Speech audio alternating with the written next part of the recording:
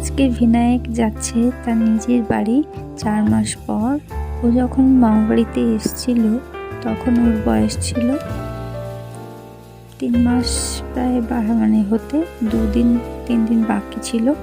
তো তখন এসেছিল মামা বাড়ি, আর এখন ফিরছে ঠিক 8 মাস হয়ে গেছে, 8 মাস 3-4 দিন হয়েছে তখন ও নিজের বাড়িতে ফিরছে।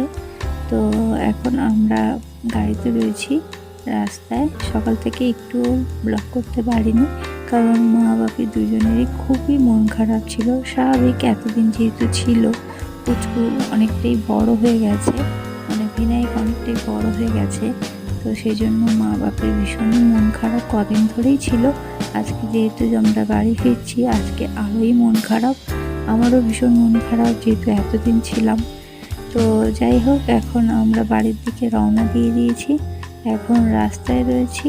আর বাপি সামনেই রয়েছে, বাপি আমাকে ছাড়তে যাচ্ছে, আর বিনায়ক কোলে ঘুমিয়ে পড়েছে। আর চলো, আজকের ব্লগটা আশা করি তোমাদের ভালো লাগবে। আর একটা কথা, বিনায়কের পাপা এবং ঠাম্মি বা জেঠু জেঠিমা কেউই জানে না যে আজকের আমরা ফিরছি। তো এটা ওদের কাছে পুরোপুরি সারপ্রাইজ। তো চলো দেখি ওদের রিয়াকশনটা কীরকম। চলো।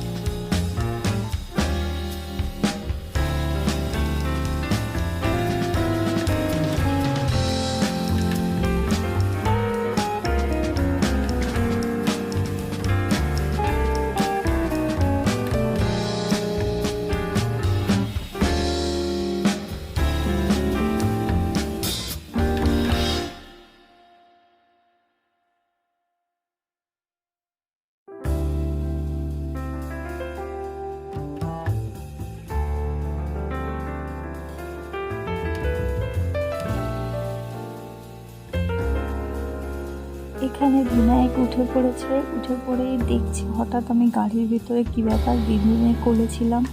তো এখন ও বুঝতে পারছে না হঠাৎ আমি গাড়ির মধ্যে। তো এখন আমরা বাড়ির দিকে রওনা দিয়েছি, রাস্তায় রয়েছি। আর যেতে যেতে ভাইয়ের সঙ্গে একটু দেখা করে নেব, যেহেতু অনেকদিন ওর সঙ্গে দেখা হয়নি। আর আমার বাড়ি যেতে ওর ও যেখানে থাকে সেই জায়গাটা পড়ে। তো চলো, সঙ্গে একটু দেখা করে তারপরে বাড়ির দিকে রওনা দেবো।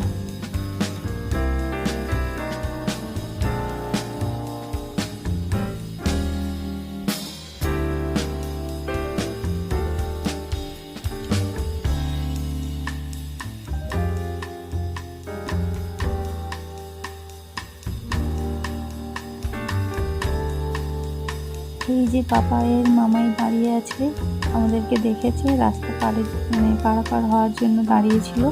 তো এই যে পুচকুকে দেখে খুব খুশি।